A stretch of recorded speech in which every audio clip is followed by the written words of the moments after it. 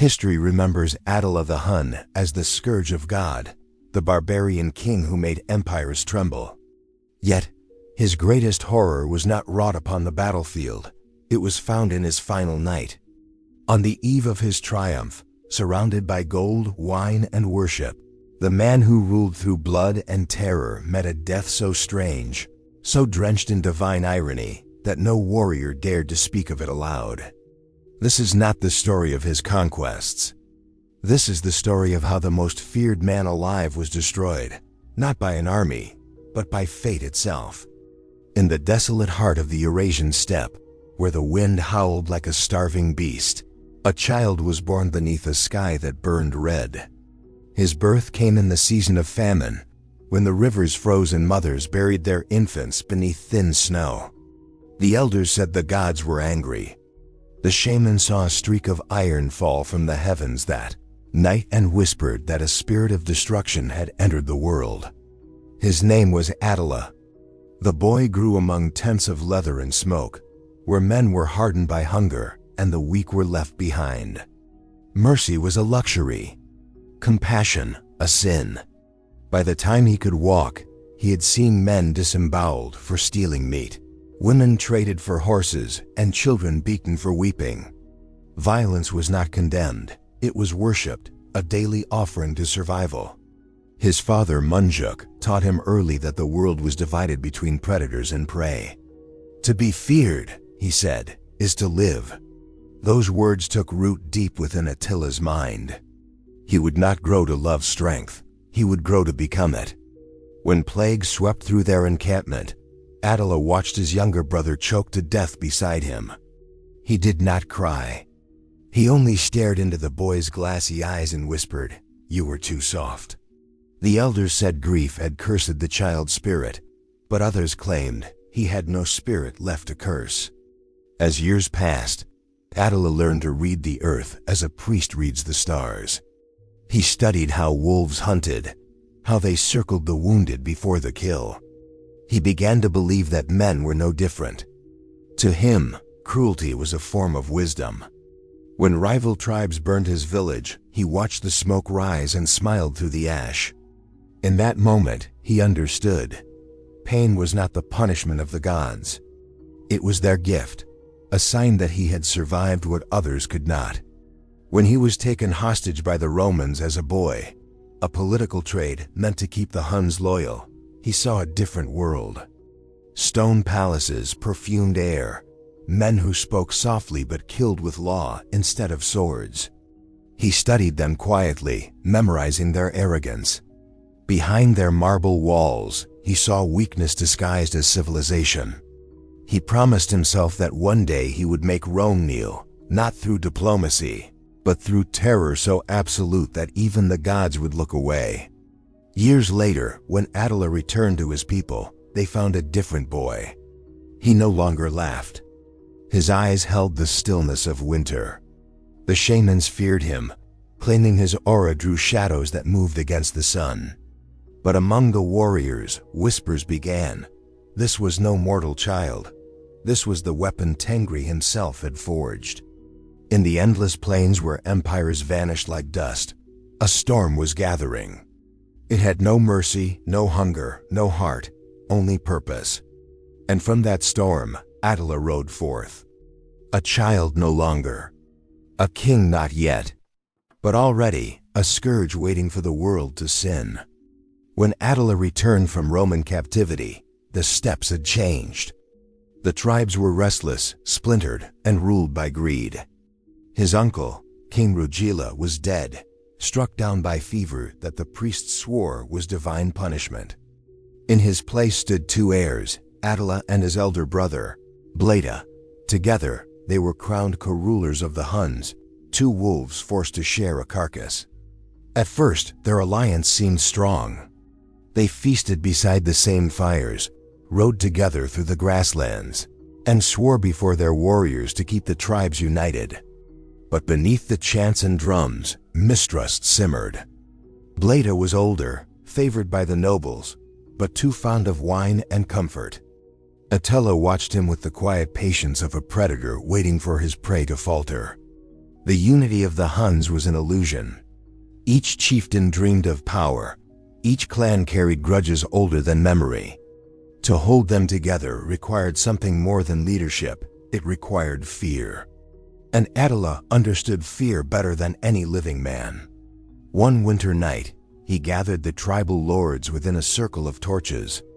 The wind screamed across the steppe, and the shaman sprinkled horse blood into the fire, its hiss echoing like a curse. Attila and Bleda approached the altar, a chalice carved from bone resting atop it. Attila spoke first, his voice steady, his eyes unblinking. "We drink," he said, "to bind our blood to the gods and to each other. Until death, we serve the destiny of the Huns." Bleda smiled, perhaps believing his brother's loyalty sincere. They each took a drink from the cup, a mix of horse blood and wine, black and steaming under the cold moon. The lords roared approval. But when Attila handed the chalice back, he did not swallow his share. He let the liquid touch his lips, staining them crimson, a promise of something far darker. Months passed. Together, the brothers led raids against the Eastern Roman Empire, forcing the Emperor Theodosius to pay them gold to keep peace. They returned with wagons heavy with tribute and slaves. But while Bleda reveled in excess, Attila spent his nights in silence, whispering to the shamans, studying omens carved into bone. The priests began to speak of a prophecy, of a king who would unite all tribes beneath one shadow, whose rule would end the age of Rome. Some said the gods had chosen Attila. Others said he had chosen himself. One dawn, Bleda rode out hunting and never returned. His horse was found days later, wandering near the river, its saddle stained with blood. His body lay trampled in the reeds, ribs crushed, skull split. The court mourned, but not loudly. No one dared to ask questions. No one dared to accuse. At the funeral pyre, Attila stood alone. The flames reflected in his eyes like twin suns. When the shamans asked if he would share words for his brother, he simply said, "Two kings divide a kingdom. One king commands it."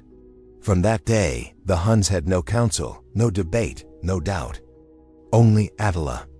His rule began not with coronation, but with silence, the kind that follows a storm too large for men to name. The tribes united under one will, their loyalty bought not with gold, but terror. And as the fires burned low that night, Attila gazed toward the western horizon, toward Rome, and whispered, "Now the world will remember the name I carved in blood." The age of two kings had ended. The age of the scourge had begun. The year was 447. The Huns had become an unstoppable tide rolling westward. Villages vanished overnight, their ashes scattered across the plains. The air itself seemed to tremble when Attila's horsemen approached, a thunder that warned of death before it arrived. He did not conquer like other kings. He consumed. His armies left no cities to rebuild, no sons to avenge their fathers. Entire populations were erased, their names forgotten, their bones plowed into the soil. From the Danube to the Balkans, crosses blackened the horizon, the remains of bishops nailed upon their own altars, their faith no shield against the godless. But to Attila, this was not cruelty. It was justice. He told his shamans that the gods had given him a sign, the sword of Mars, an ancient blade unearthed from the earth by a shepherd who stumbled upon it after a storm. Attila called it a divine gift, proof that he was the chosen hand of Tengri, the sky god, sent to cleanse the world of decadence. He began to wear the sword always, even in sleep, as though it bound him to his destiny. Rome trembled. The empire, bloated and divided, paid him gold and endless streams to halt his fury. Yet the more they paid, the more he demanded. "Let Rome learn," he said coldly, "that fear is a tax greater than gold." In Constantinople, chroniclers wrote of his coming as if describing a plague. He moved with the force of famine, spoke with the voice of thunder, and where he passed, even the earth turned black. priests declared that the end of days was near, that Attila was not man but the Scourge of God himself, punishment for the sins of empire. But within the king's camp, something began to shift. Attila grew quieter. He spoke less of conquest and more of fate.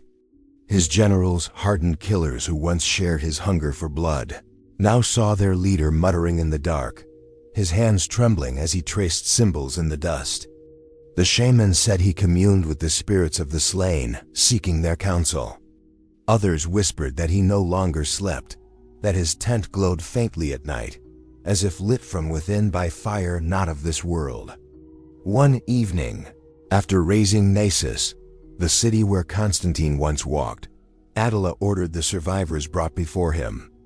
Among them was a Roman scribe, pale and trembling. The king asked him a single question: "What do your gods say of me?" The man, barely breathing, whispered, "They say you are death in human form." Attila smiled. "Then your gods see clearly." He ordered the man spared, the only one. He wanted the story told. Terror, he believed, was more enduring than armies. Yet behind that confidence, a shadow crept into his heart. He had begun to see omens in every cloud, hear whispers in every gust. The blood he spilled no longer satisfied him. It seemed to demand more, as if each conquest fed something inside him that was never full. At night, the sword of Mars gleamed beside his bed, but its reflection no longer looked like his own. Some said he began to fear the very gods who had crowned him. Others said he had begun to believe he was one. And as the fires of his camps burned across the frontier, Rome watched helplessly from its marble walls, its legions too few, its faith too frail, while the wind from the east carried a single name that froze every heart that heard it: Attila, a name whispered not in defiance, but in prayer. In the spring of 450, a messenger rode into the Hunnic camp bearing a small golden ring. He was pale with fear, yet his trembling hands held the symbol of an empire. The ring belonged to Justigrata Honoria, sister of the Western Roman Emperor Valentinian III, a woman imprisoned in her own palace, condemned for defying her brother's will. She had sent the ring to Attila with a plea for rescue and a promise of marriage. The message was desperate. To Rome, it was a scandal, but to Attila, it was prophecy. He turned the ring in his fingers, watching the metal catch the firelight like a tiny sun. "The gods have spoken," he murmured. "Rome herself has sent me a bride." His generals exchanged uneasy glances. They knew their king had changed. Once, his ambitions were carved in conquest. Now they shimmered in superstition. He saw signs in every shadow, destiny in every dream. And that night, he dreamed again of a woman veiled in gold, her face pale as ash, her eyes endless and black. When she touched him, her hands were cold as iron, and her voice whispered from beyond the grave, "Come to me, my king. The world will burn as our wedding pyre." The shamans gathered at dawn, chanting around a circle of horse skulls and incense. One warned him that the bride in his visions was not mortal, that she was death, draped in the illusion of love. Another said she was the spirit of Rome itself, offering herself before perishing. But Attila only laughed, his eyes wild with faith. "She is no death," he said. "She is eternity." He declared Honoria his betrothed, and demanded from Emperor Valentinian a dowry so vast it could buy half of Europe. When Rome refused, Attila called it betrayal. "Then I shall claim my bride by fire," he roared, and his armies answered with the sound of 10,000 horns. The great march began. Villages were trampled into the dust, cities stripped of their walls. Europe shook beneath the thunder of hooves. The priests of Gaul hid their relics. The nobles fled their estates. Even the rivers seemed to darken as his legions crossed. Yet amid the destruction, the king grew more distant. He no longer slept in his tent but under the open sky, staring at the stars as though waiting for a sign. When his men asked what he sought, he said softly, A bride walks before me. I can see her shadow upon the moon. Each night, his dreams returned. The same pale woman, her lips crimson, her gown soaked in light. Each morning, he awoke trembling, whispering her name though he had never heard it spoken. The Huns followed their lord deeper into madness. Some said he was bewitched, others that the gods of the steppe had possessed him entirely. But to those who stood near his fire, the truth was far more terrifying. He was in love. Not with a woman, but with a vision, a curse that wore the face of divinity. As his banners approached the borders of Italy, smoke blotted out the sun. Fields withered and flocks scattered. To the Romans, it felt as if Judgment Day itself rode upon the wind. And still, Attila whispered to the ring upon his hand, as if it could hear him. "Wait for me, golden bride," he said. "The world shall bleed for our wedding." And somewhere beyond the Alps, in the fading heart of empire, Rome shuddered, for it knew that its destroyer did not march for conquest. He marched for love. The summer of 451 AD was a season of ruin. Fields once golden with harvest now stood trampled beneath the hooves of tens of thousands. The Huns, driven by their king's divine obsession, poured through Gaul like a tide of iron and smoke. Cities burned in their wake, Metz, Reims, Cambrai, each reduced to a graveyard of ash. To Attila, these were not victories of war, but offerings. Every corpse fed the unseen altar he built for his spectral bride. He said the gods demanded blood to bless their union, and his warriors obeyed. The land itself seemed to rot under his passage, as though life recoiled from the touch of his destiny. But the farther he marched, the quieter his triumphs became. The songs of conquest turned to mutters of unease. His men began to speak of omens, the sky darkened without storm. Wolves followed the columns for days, and birds circled endlessly above the dead. Even the horses grew restless, refusing water, stamping at the air as if they could smell something that men could not. Then came the Catalonian plains. There, beneath a blood-red sky, the Roman general Flavius Aetius and the Visigoth king Theodoric, the first, gathered an army to halt the scourge. It was a coalition of desperation. Goths, Romans, Franks, Burgundians, enemies bound by fear of a single man. The battle that followed was unlike anything Europe had ever witnessed. The earth shook with the weight of nations colliding. Spears shattered, skulls split, and the cries of the dying rose higher than the wind. The Huns fought like possessed beasts, but for the first time, they met an enemy that did not break. When the sun fell, neither side claimed victory. The plains were carpeted with the dead, tens of thousands lying so thick that even the horses stumbled. It was said the fields ran red for 3 days, and that the crows feasted until they could no longer lift from the ground. Attila stood upon a mound of corpses, his sword dripping in silence. Around him, the world seemed to tilt, not in triumph, but in revelation. He ordered his men to build a funeral pyre, not for the fallen, but for himself.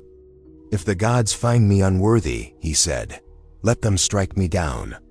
They lit the pyre beneath the night sky.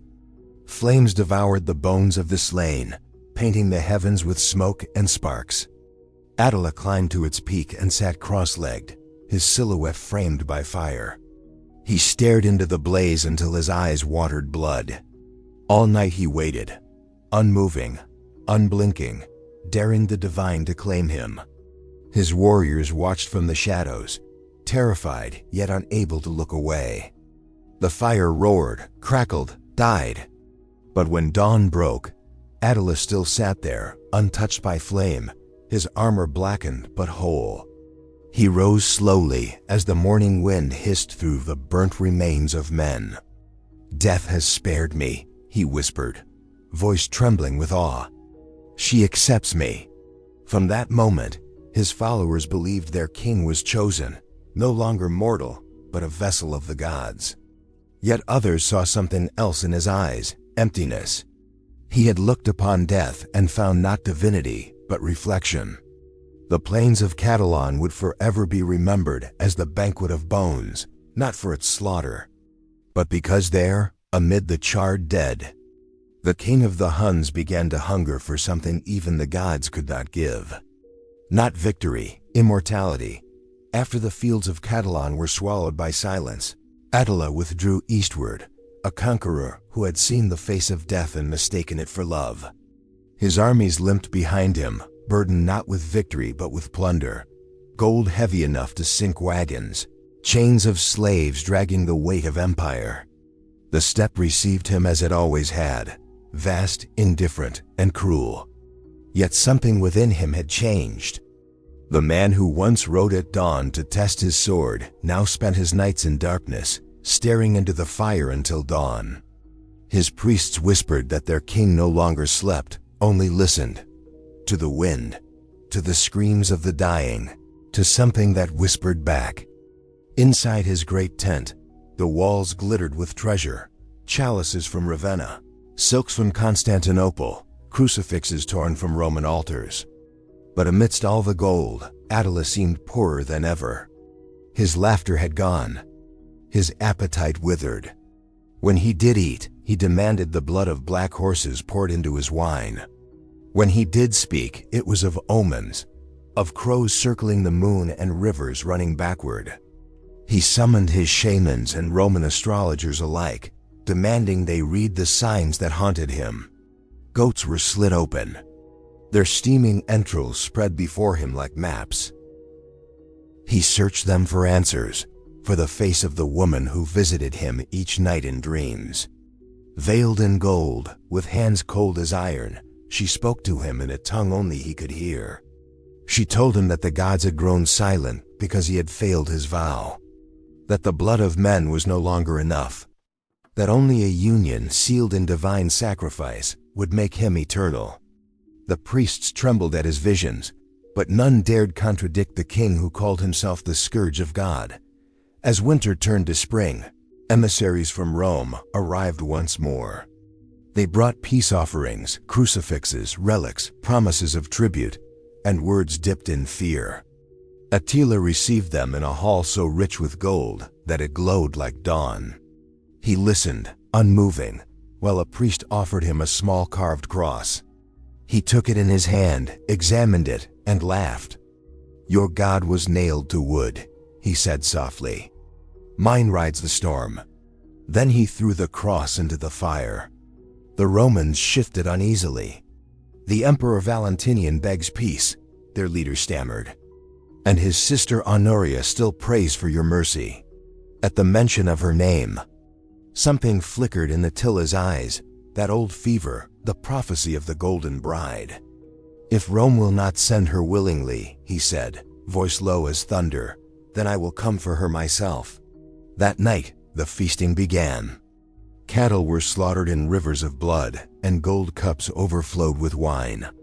Yet amid the noise, Attila sat apart, his gaze hollow, his fingers drumming against the table as if counting the heartbeats of the dying. The priests chanted praises to Tengri. The warriors sang songs of conquest. But Attila heard only whispers, the same voice that had followed him from the pyre.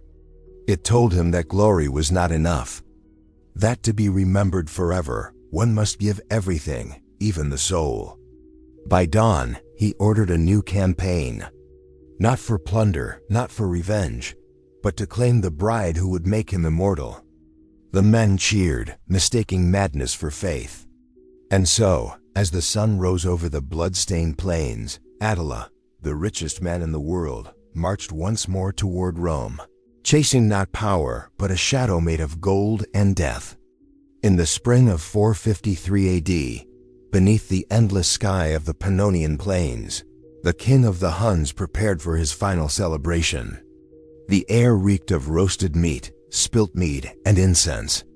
Banners of crimson fluttered in the wind, and thousands of horsemen gathered to witness what they believed would be the crowning of a god upon the earth, the wedding of Attila the Scourge. His bride was Ildico, a young Gothic princess gifted to him as tribute from a defeated tribe. Those who saw her said her beauty was unlike anything mortal, skin pale as morning frost, hair like spun silver, and eyes dark as the wells of night. But the women in the camp whispered that her beauty was a curse. Her gaze, they said, froze even fire. When she smiled, no warmth followed. Attila had grown thin in his later years, yet that night, his spirit seemed alive again. He declared before his men that Ildico was the golden bride promised by the gods, the one who would complete his destiny. Drunken shouts of loyalty filled the air, mingled with the clang of bronze and the rhythm of drums that echoed across the steppe. The wedding feast was unlike any before it. Hundreds of cattle and horses were slaughtered in sacrifice. Priests chanted prayers to Tengri, their hands slick with blood as they poured libations onto the ground. Attila lifted a cup of wine, mixed with blood, and toasted the heavens. "Let the gods witness," he roared, "that I take not a woman, but a promise." The men cheered. But among the priests, a few averted their eyes. They had seen omens that morning, the fire in the altar collapsing inward, crows circling counter to the wind, and a serpent found coiled at the foot of Attila's tent. To them, this wedding was not a celebration, but an offering. As night fell, the moon rose swollen and red. Attila, drunk with wine and triumph, led his new bride into his tent. The guards outside heard him laughing, a wild booming sound that carried over the camp. Then the laughter stopped. Moments later came the faint rustle of silk, the gasp of a man choking, then silence. One guard swore he heard the king whisper a name, not Ildico's, but another, older one from the steppe's forgotten tongue. When dawn broke, the camp was still. No trumpet called the warriors to rise. The guards entered the tent to find their king lying motionless, his face pale, his body soaked in blood that had poured from his nose and mouth. The earth beneath him was dark and sticky. Ildico sat beside him, veiled and silent. Her hands were stained red, her expression blank. When the priests questioned her, she spoke only once. He would not wake. Her voice was calm, detached, as if death had passed through her and left her hollow. The priests declared that the gods had claimed their chosen one, taking him in ecstasy and blood. But others whispered that she had smothered him or cut his throat as he slept. Attila's body was carried out under the gray sky, and the warriors howled like wolves. Yet none dared curse his bride. For as they watched her standing there, unmoving, her eyes fixed on the horizon, they felt the chill of something ancient, as if death itself had worn a woman's face that night. And so ended the wedding of the Scourge of God, not with vows, but with silence, blood, and a single unblinking gaze that seemed to stare straight through eternity. The morning after the king's death, the camp of the Huns fell into a silence deeper than grief. It was the silence of disbelief. For decades, Attila had seemed untouchable, a man carved from iron and storm. To see him lying lifeless, his face pale and still, was to watch the sun itself extinguish. The priests moved quickly. They declared his death divine, that the great sky god Tengri had reclaimed his son through sacred union. To speak otherwise was treason. His tent was sealed. Ildico was taken away, her expression unchanged, her lips pressed into a faint line that might have been peace or satisfaction. By nightfall, the priests began their preparations. No outsider was to see what followed. They worked in darkness, guided by torchlight, chanting in the ancient tongue. Attila's body was washed with mare's milk, his wounds anointed with fat and ash. They dressed him not in silk or gold, but in plain leather armor, the garb of the warrior who first rode from the steppe. Around his neck, they placed the sword of Mars, the blade he claimed had fallen from the heavens. The burial was to be unlike any in history. The priests decreed that no man could live having seen the king's resting place. So hundreds of captives were made to dig through the night, carving a deep grave near the Tessa River. The river itself was diverted to conceal the tomb, a feat so desperate it turned the soil to mud and blood. When the pit was ready, 3 coffins were brought forth, one of gold, one of silver, and one of black iron. The body of the scourge was sealed within them, layer by layer, like the heart of an empire buried beneath its own weight. Gold for the sun that guided his conquests, silver for the moon that marked his nights of blood, iron for the earth that had drunk his victims' cries. As dawn broke, the final rites began. The priests chanted to Tengri, their voices rising like smoke. Warriors tore their cheeks with blades, mixing tears with blood as they circled the grave. When the last word was spoken, the burial party was executed. Hundreds of men, throats cut and left to fall into the pit, their bodies becoming the walls of Attila's tomb. It was said that as the river was released to cover the site, a wind rose from nowhere, cold and sharp enough to strip flesh. Horses panicked, breaking their tethers. Fires blew out. Even the sun seemed to dim. In the days that followed, strange things began to happen. The sky turned red at dusk. Herds refused to graze.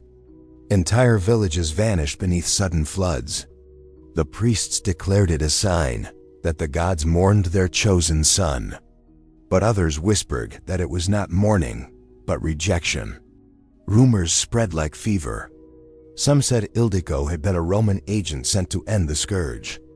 Others swore she had not been human at all, that her body was a vessel for the goddess of death, come to reclaim what had been stolen from her. The empire, once united in fear, began to fracture. Chieftains quarreled over spoils, sons turned on fathers, and blood spilled freely across the plains. Attila had believed himself the wrath of the gods, but in death, his curse lived on. His people devoured one another as if his spirit demanded vengeance for being denied eternity. By the end of that year, the great empire of the Huns began to collapse, consumed not by Rome, but by the shadow of its own king. And the river that hid his grave ran dark for 7 nights, carrying whispers no man could understand. When the river reclaimed Attila's grave, the world seemed to hold its breath. The Huns, once a storm sweeping across continents, fell into stillness. Without their king, they were a body without a heartbeat, fierce, restless, but directionless. In the following moons, his sons quarreled over the throne. Elik, Dengizik, and Ernak each believed the gods favored him alone. Armies once united beneath the banner of vengeance now turned their swords upon one another. The vast plains that had echoed with the thunder of hooves became a graveyard of kin. From the ruins of their camps, the fires of the Huns burned out one by one. The women wailed, the children starved, and the shamans spoke of terrible dreams. They saw Attila standing on a mountain of skulls, his eyes hollow, his mouth open in a scream that never ended. The gods had taken him, but his soul, bound by rage, had refused to rest. Meanwhile in Rome, bells tolled in relief. The name that had once frozen senators in terror now became a story whispered in the marble halls, a ghost that had passed. The emperor and his court spoke of divine deliverance, claiming that heaven itself had struck the scourge down. Yet even they did not rejoice fully. For every Raman who slept in peace, a shadow still lingered in their dreams, the sound of hooves, distant but drawing near. The empire of the Huns did not die in battle, it rotted from within. The sword that had once conquered nations now divided its own people. The alliances Attila had forged with blood and fear dissolved like mist. One by one, the tribes drifted apart, swallowed by the very lands they once ruled. By the next winter, what had been the terror of the world had become nothing more than wandering remnants, families moving like ghosts across the plains. The Roman chroniclers wrote that the Scourge of God had been erased by divine justice. But among the few who still carried his banner, another story endured. They said that Attila was not dead, only dreaming. That beneath the river's current, his body had not decayed. That the gods had buried him not as punishment, but as a promise. One day, when men once again worshipped power and cruelty, he would rise. Centuries later, travelers spoke of strange things on the steppe. Fires seen in the distance with no smoke. Hoofbeats heard at midnight. The sudden disappearance of entire caravans. Shepherds found dead, their faces twisted in fear. Always the wind carried the same whisper, "The rider watches." Yet, despite the legends, his grave was never found. The river changed its course many times, carving new paths, but the ground where he lay remained untouched, as though guarded by something unseen. And so, history buried Attila as it had buried countless kings, beneath layers of myth, blood, and silence. But his name endured longer than any empire. In taverns, monasteries, and courts, it was spoken with equal parts fear and fascination. They remembered him not as a conqueror, but as a warning that no man who builds his throne upon fear can escape its echo. Power devours itself. Cruelty always finds its master. When the last fires of his empire dimmed, the steppe grew quiet. No songs, no cries, only wind moving through the grass, the sound of the world exhaling. And in that silence, perhaps for the first time, the earth felt peace. The scourge of God had finally fallen, not to sword or rebellion, but to the weight of his own creation. In the end, the gods asked of him what they ask of all who seek to be divine. Not glory, not devotion, only their lives.